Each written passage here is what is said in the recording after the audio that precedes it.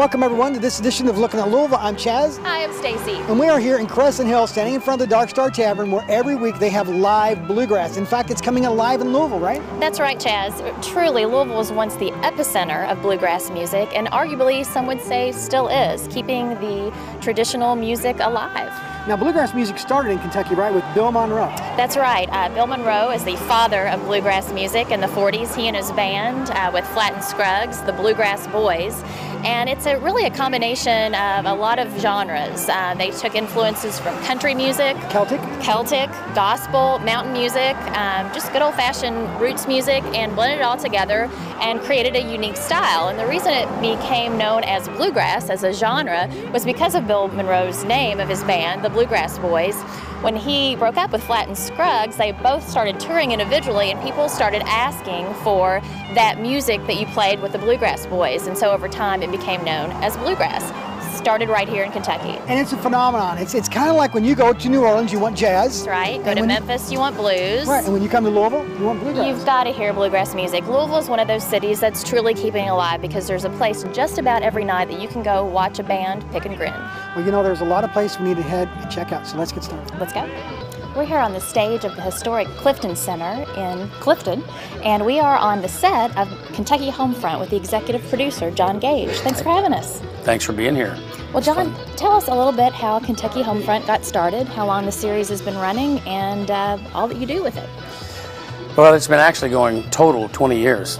All right, we have a very narrow focus because we focus on regional artists.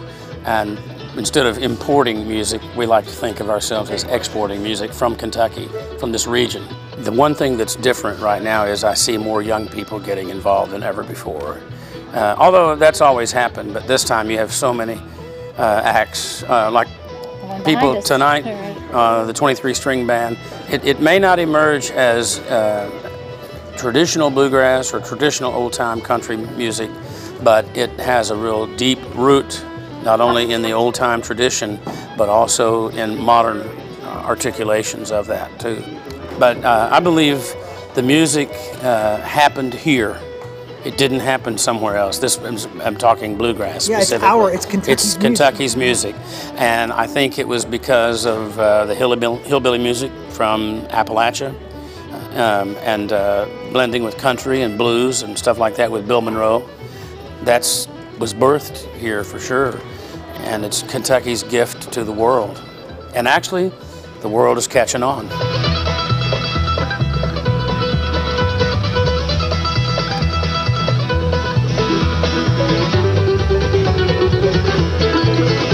There's a lot of flavors going on in bluegrass that, you know, they span a few different genres: country, blues, jazz, sort of everything. So music is music.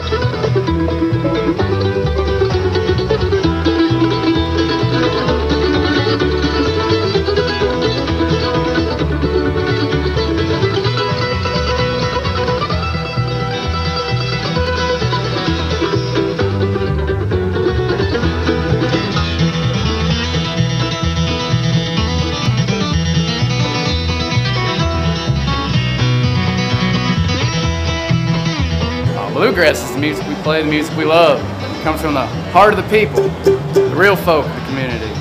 We just get out there and working people.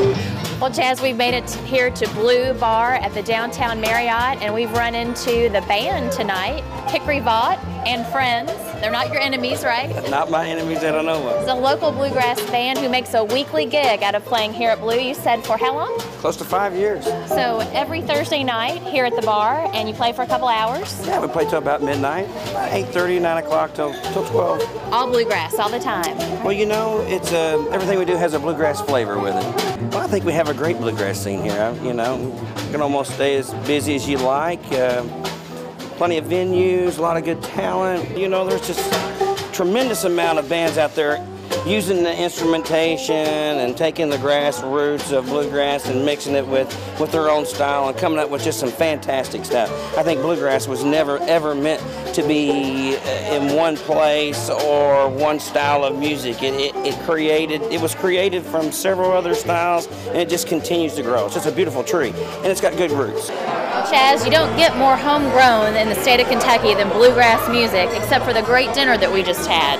I agree 110%. We were talking about the Harvest, the new restaurant that opened up here on Market Street in the Art District, and honestly, it's incredible. It truly is one of the best restaurants I've eaten at in a long time. Not that there's other restaurants in here that aren't good in Louisville, but I tell you, Harvest is great, and the reason that they're great is because it's owned by a farmer, right? That's right. It is Louisville's first farmer-owned restaurant, Ivor, who we talked to earlier, and he's getting all of his ingredients within a 100-mile radius of Louisville, except for coffee.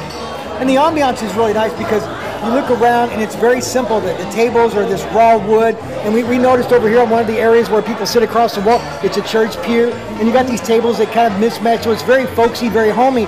But as I said, it's kind of like upscale vittles. Well, it is.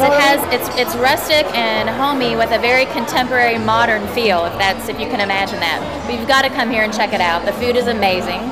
We started with some great appetizers. We had the bread platter of the day, which today was hog jowl bacon scones with a sorghum butter. Oh, it was awesome. And then we had what they call, if I'm pronouncing it right, a lasagnette, which is basically a single-serving lasagna with goat cheese and mushrooms. It was also incredible. And then what did you have for dinner? I had like a vegetarian pot pie, and it was incredible. The sauce that came with it, the preparation. I'm really speechless. Yeah. It's really that good.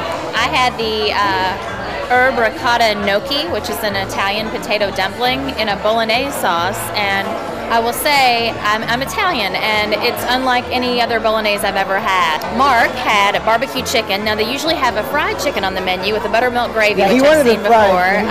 He had the barbecue tonight, and it looked amazing with a spinach slaw and a warm potato salad. Now the food was impeccable, but then of course we've always got to have dessert. So what do we have? We hardly had room for it this time, but we had one of their signatures, a chocolate cake with a mint filling.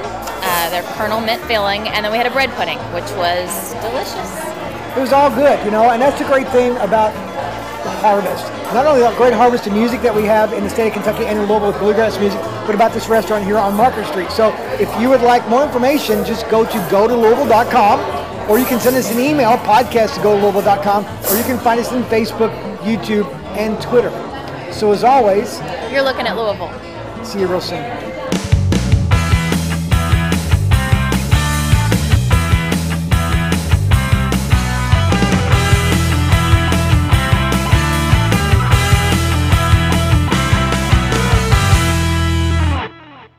On 3, 2, look at me, look at me.